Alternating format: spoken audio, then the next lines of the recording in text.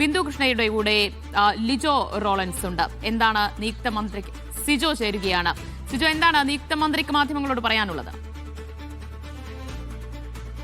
നിയുക്ത മന്ത്രി ബിന്ദു കൃഷ്ണ ഇപ്പോൾ മീഡിയ വണ്ണൊപ്പം ചേരുകയാണ്. ആശംസകൾ അതിന്. Thank you so much. ഇപ്പോൾ വകുപ്പുകൾ സംബന്ധിച്ച ഒരു ധാരണയിൽ എത്തിയിട്ടുണ്ടോ? നമുക്ക് ഇൻഫർമേഷൻ നൽകിയിട്ടുണ്ടോ? ഇല്ല, ഔദ്യോഗികമായി ഒന്നും കിട്ടിയിട്ടില്ല. അതുകൊണ്ട് അതിനെക്കുറിച്ച് അറിയത്തില്ല. മാധ്യമങ്ങളിൽ വരുന്ന വാർത്തകൾ മാത്രമേ അറിയൂ.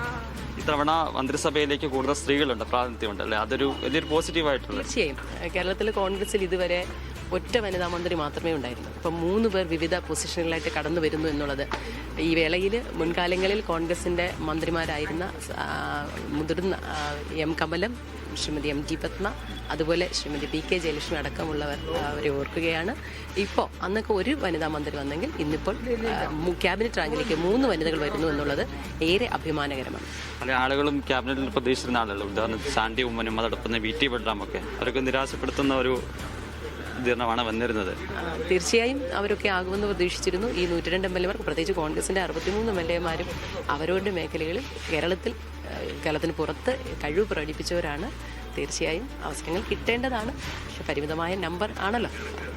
അവർക്ക് മറ്റു രീതിയിലുള്ള പരിഗണന ഉണ്ടാവുന്നു. തീർച്ചയായും ശ്രീ ചാണ്ടിയുമ്മനെയോ ശ്രീ VT ബൽറാമിനെയോ പോലുള്ള ഒരു നേതാവിനെയും കോൺഗ്രസ് പാർട്ടിക്ക് മാറ്റി നിർത്താനായില്ല. പ്രത്യേകിച്ചും ഉമ്മൻചാണ്ടി സാറിൻ്റെ